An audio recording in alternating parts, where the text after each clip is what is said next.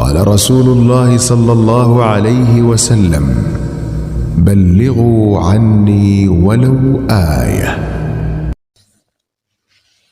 نحمده ونصلي على رسوله الكريم. أعوذ بالله من الشيطان الرجيم. بسم الله الرحمن الرحيم. عن عبد الله بن عمر رضي الله تعالى عنه قال: قال رسول الله صلى الله تعالى عليه وسلم: اجعلوا أئمتكم خياركم فإنهم وفدكم فيما بينكم وبين ربكم. سیدنا حضرت عبداللہ بن عمر رضی اللہ تعالی عنہما سے روایت ہے کہ رسول اللہ صلی اللہ تعالی علیہ وسلم نے فرمایا: تم میں جو اچھے اور بہتر ہوں ان کو اپنا امام بناؤ، کیونکہ تمہارے رب اور مالک کے حضور میں وہ تمہارے نمائندے ہوتے ہیں۔ یہ بات بالکل ظاہر ہے کہ امام اللہ تعالی جل شانہ کے حضور میں پوری جماعت کی نمائندگی کرتا ہے، اس لیے خود جماعت کا فرض ہے کہ وہ اس اہم اور مقدس مقصد کے لیے اپنے میں سے بہترین آدمی کو منتخب کرے۔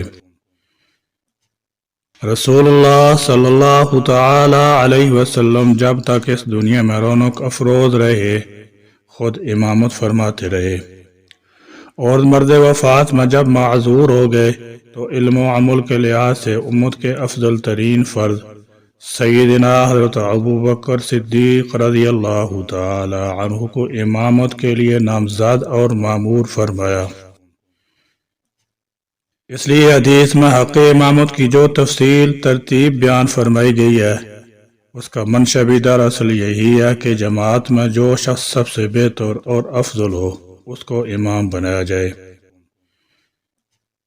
اقرأوہم لکتاب اللہ اور اعلموہم بالسنہ، یہ سب اسی بہتری اور افضلیت فی الدین کی تفصیل ہے۔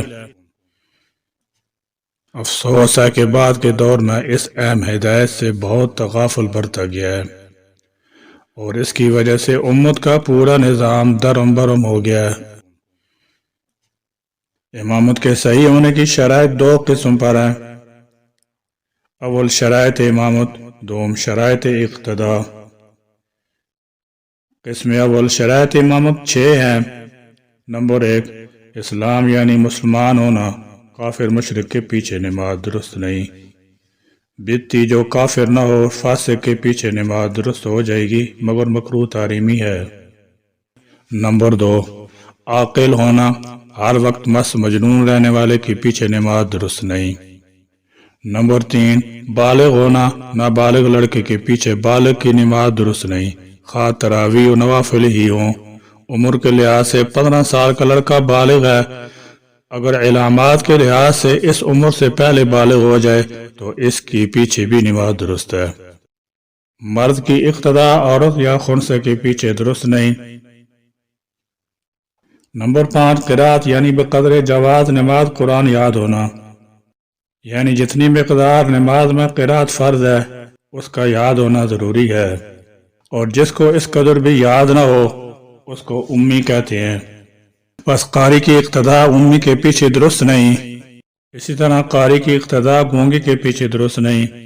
نمبر 6، صحیح ہونا یعنی عذرات سے بچا ہونا، پس صحیح غیر معذور کی اقتداء معذور کے پیچھے درست نہیں۔ عذرات یہ ہیں: نمبر 1، ہر وقت پیشاب جاری رہنا، نکسیر یا زخم سے خون جاری رہنا، ریا جاری رہنا، توتلا یا ہکلا ہونا، نماز کی شرطوں میں سے کسی شرط کا نہ پایا جانا۔ معذور اپنے جیسے معذور کی امامت کر سکتا ہے، اسی طرح امی یعنی ان پڑھ امی کی امامت کر سکتا ہے، اور نابالغ نابالغوں کی امامت کر سکتا ہے، وغیرہ۔ قسم دوم شرائط اقتداء، نیت اقتداء یعنی مقتدی کو امام کی مطابقت یعنی اس کے پیچھے نماز پڑھنے کی نیت کرنا، اور اس نیت کا تاریمہ کے ساتھ ہونا یا تاریمہ پر اس طرح مقدم ہونا کہ دونوں کے درمیان کوئی نماز کو توڑنے والا فعل نہ ہو۔ جمعہ و عیدین میں اقتداء کی نیت ضروری نہیں۔ مرد امام کو عورتوں کی امامت کی نیت کرنا عورتوں کی نماز صحیح ہونے کے لیے شرط ہے، لیکن جمعہ و عیدین میں یہ شرط نہیں ہے۔ نمبر 3، مقتدی کا امام سے آگے نہ ہونا، یعنی مقتدی کا قدم امام کے قدم سے آگے نہ ہو۔ اتحاد نماز یعنی امام اور مقتدی کی نماز کا متحد ہونا، پس دونوں کی نماز ایک ہی ہو۔ جیسے زور کی نماز اسی زور کی نماز پڑھنے والے کے پیچھے درست ہے، لیکن زور کی نماز عصر کی نماز پڑھنے والے کے پیچھے درست نہیں۔ یا مقتدی کی نماز امام کی نماز کو متضمن شامل ہو، یعنی وہی نماز ہو جیسے کہ نفل پڑھنے والے کی نماز فرض پڑھنے والے کے پیچھے درست ہے۔ اسی طرح ہر قوی نماز والے کی اقتداء ضعیف نماز والے کے پیچھے درست نہیں، لیکن ضعیف نماز والے کی اقتداء قوی نماز کے پیچھے درست ہے۔ مثلا نظر نماز والے کی اقتداء نفل نماز والے کے پیچھے درست نہیں۔ مسبوق کی اقتداء مسبوق کے پیچھے، ادا نماز والے کی اقتداء دوسرے دن کی وہی قضا نماز پڑھنے والے کے پیچھے، مسافر کی اقتداء مقیم کے پیچھے، وقت نکلنے کے بعد درست نہیں وغیرہ۔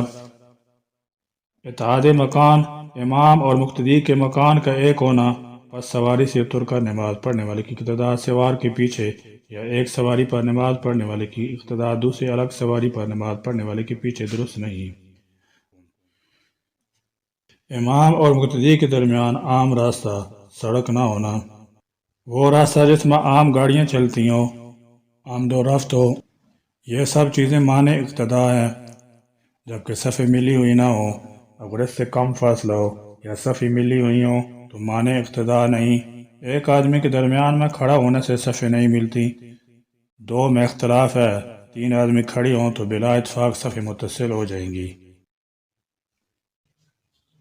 اور جن لوگوں کے پیچھے نماز مکروہ تحریمی ہے، نمبر 1 بدعتی جبکہ اس کی بدعت کفر کے درجہ کی نہ ہو۔ نمبر 2 فاسق جو اعلانیہ فسق کرتا ہو، جیسے شرابی، جواری، زناکار، سود خوار وغیرہ۔ داڑھی منڈانے والا یا داڑھی کٹا کر ایک مچھ سے کم رکھنے والا بھی اعلانیہ فاسق ہے۔ نمبر 3 ولد الزنا حرامی، ان تینوں میں تربیت نہ ہو سکنے کی وجہ سے جہالت کا غلبہ ہوتا ہے، اس لیے مکروہ تنزیہی ہے۔ لیکن اگر ایسا شخص قوم میں زیادہ علم والا ہے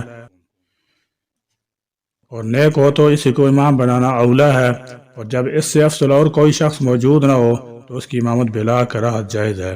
نمبر 4 بالغ نوجوان جس کی ابھی داڑھی نہ نکلی ہو، بوجہ خوف شہوت یا غلبہ جہل مکروہ ہے، لیکن اگر زیادہ عالم یہی ہو تو کراہت رفع ہو کر یہی امامت کے لیے اولا ہوگا۔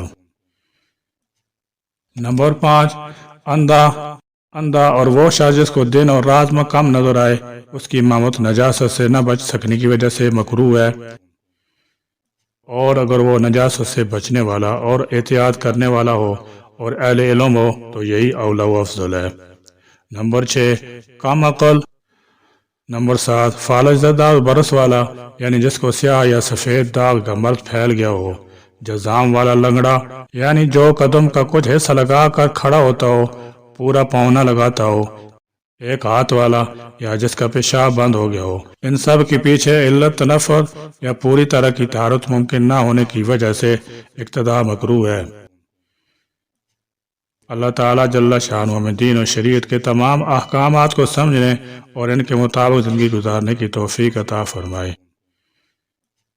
ربنا تقبل منا انك انت السميع العليم وتب علينا انك انت التواب الرحيم۔